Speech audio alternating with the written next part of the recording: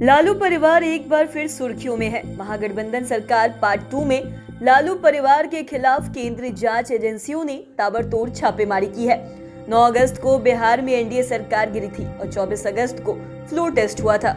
लेकिन जिस दिन फ्लोर टेस्ट था उसी दिन मॉर्निंग में लालू परिवार से जुड़े 42 से अधिक ठिकानों पर सीबीआई का सर्च ऑपरेशन हुआ था।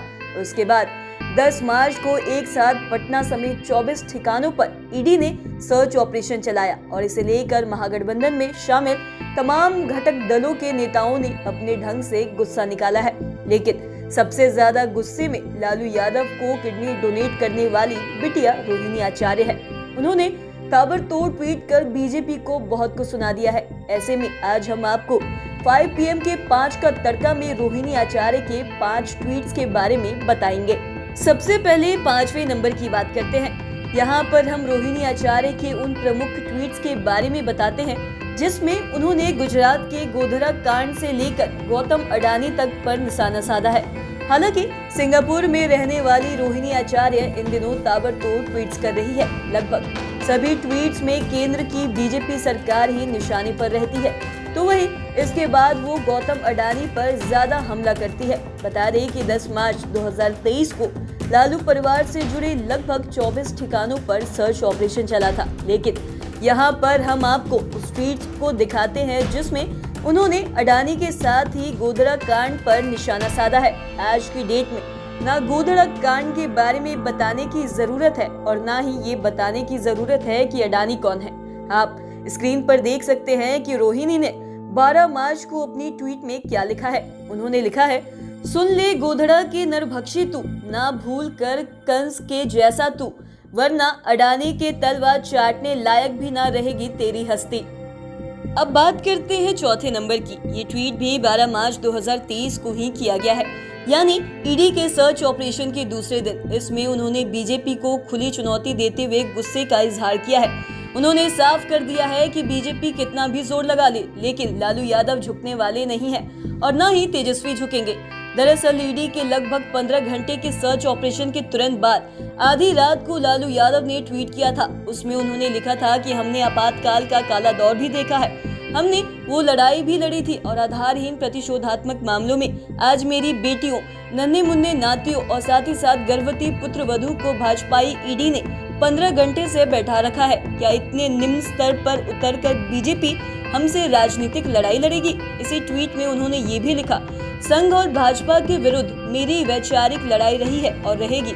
इनके समक्ष मैंने कभी भी घुटने नहीं टेके हैं और मेरे परिवार और साथ ही साथ पार्टी का कोई भी व्यक्ति आपकी राजनीति के समक्ष नतमस्तक नहीं होगा। अब आपको बताते हैं कि इसके दूसरे ही दिन उन्होंने किडनी देने वाली रोहिणी ने क्या कुछ लिखा।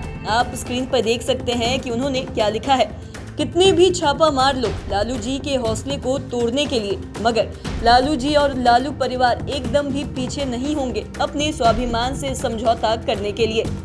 अब बात करते हैं तीसरे नंबर की। रोहिणी आचार्य ने अपने ताबड़तोड़ ट्वीट में बीजेपी को दाग धोने की वॉशिंग मशीन बताया है। कहा है कि भाजपा ऐसी वॉशिंग मशीन है जिसमें जाते ही नेताओं के सारे दाग धुल जाते हैं। इसे लेकर रोहिणी ने 12 मार्च को अपनी ट्वीट में लिखा है, महाशक्तिशाली फॉर्मूला है, भाजपा की वॉशिंग मशीन की कुछ ऐसी लीला है। फिर वो आगे लिखती हैं कि जन जन को यही बात समझ में आई, भ्रष्टाचारी बीजेपी नेताओं की चांद सी सफेदी भाजपा की वॉशिंग मशीन से आई।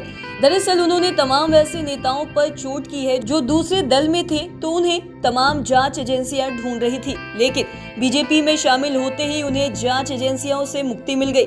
उन्होंने ऐसे ही नेताओं पर फिर से 13 मार्च को ट्वीट कर कहा, हेमंत विश्वा शर्मा जैसे भ्रष्टाचारी मुख्यमंत्री पद पे विराजमान है, लेकिन देश की जांच एजेंसियों में इतनी हिम्मत नहीं है कि इनकी ओर नजरें उठाकर भी देखें। और साथ ही साथ उन्होंने ये भी कहा कि इन्हें तो बस विपक्षी नेताओं पर छापा मारकर भाजपा से सम्मिलित कराना है, नहीं तो जेल की सलाखों में कैद करना है। अब बात करते हैं दूसरे नंबर की। रोहिणी आचार्य ने ईडी के सर्च ऑपरेशन के बाद 48 घंटे के अंदर जितने भी ट्वीट किए हैं या वो आगे भी कर रही हैं, उन सब ट्वीट में तेजस्वी नहीं झुकेंगे का हैशटैग लगा ही रहा। इतना ही नहीं, वो लालू परिवार की ताकत का भी विरोधियों को एहसास करा रही हैं। उन्होंने 12 मार्च को ही अपने ट्वीट में कहा कि तेजस्वी ना डरता है ना झुकता है, लोकतंत्र बचाने की खातिर बस जी जान से लड़ता है। और साथ ही साथ इसके अलावा उन्होंने अपने ट्वीट में ये भी लिखा कि नमन करता है जनता उनके जज्बे को, इस उम्र में भी दिन में तारे दिखला रहे हैं जो भाजपा को। दरअसल इस ट्वीट के साथ उन्होंने अपने पिता लालू यादव का फोटो भी टैग किया है और साथ ही साथ ये बताया है कि लालू यादव को आज भी लोग उतना ही स्नेह देते हैं क्योंकि इस ढलती उम्र में भी बीजेपी उनसे डरी हुई है और वो भाजपा को तारा दिखा रहे हैं। बता दें कि जिस दिन ईडी का सर्च ऑपरेशन चला था उस दिन यानी कि 10 मार्च को उन्होंने लिखा था कि लालू जी और लालू जी का परिवार डरना नहीं लड़ना जानते हैं। अब बात करते हैं पहले नंबर की। रोहिणी आचार्य ने अपने किए गए ढेर सारे ट्वीट्स में अपने गुस्से का इजहार करते हुए कहा कि यदि मेरे पापा को कुछ हुआ तो मैं दिल्ली की सियासत को हिला दूंगी। आप खुद स्क्रीन पर देखिए रोहिणी ने क्या लिखा है। वो लिखती हैं, पापा को लगातार परेशान किया जा रहा है, अगर उन्हें कुछ हुआ तो मैं किसी को नहीं छोड़ूंगी। पापा को तंग कर रहे हैं, ये ठीक बात नहीं है। ये सब याद रखा जाएगा। समय बलवान होता है, उसमें बड़ी ताकत होती है, ये याद रखना होगा। और इतने पर भी वो नहीं रुकी। साथ ही साथ उन्होंने तुरंत ही दूसरा ट्वीट करते हुए चेतावनी दी और उन्होंने दूसरे ट्वीट में लिखा, पापा को ये लोग तंग कर रहे हैं, अगर उनके तंग करने के कारण उन्हें जरा भी परेशानी होगी तो दिल्ली की कुर्सी हिला देंगे। अब बर्दाश्त करने की सीमा जवाब दे रही है। दरअसल ये दोनों ट्वीट 7 मार्च के किए गए हैं और आपको बता दें कि 7 मार्च को ही दिल्ली में लालू यादव से सीबीआई ने 2 राउंड में 5 घंटे से अधिक पूछताछ की थी। वो भी तब जब लालू यादव हाल ही में किडनी ट्रांसप्लांट कराकर सिंगापुर से भारत लौटे हैं। आपको ये भी पता होगा कि इसके एक दिन पहले ही पटना में राबड़ी देवी से भी 6 घंटे से अधिक देर तक पूछताछ की गई थी। और पॉलिटिकल एक्सपर्ट्स की माने तो रोहिणी आचार्य का गुस्सा होना स्वाभाविक है। उन्होंने ही किडनी डोनेट कर अपने पिता की जान बचाई है। ऐसे में यदि लालू यादव को कुछ होता है तो सबसे ज्यादा दुखी रोहिणी ही होंगी।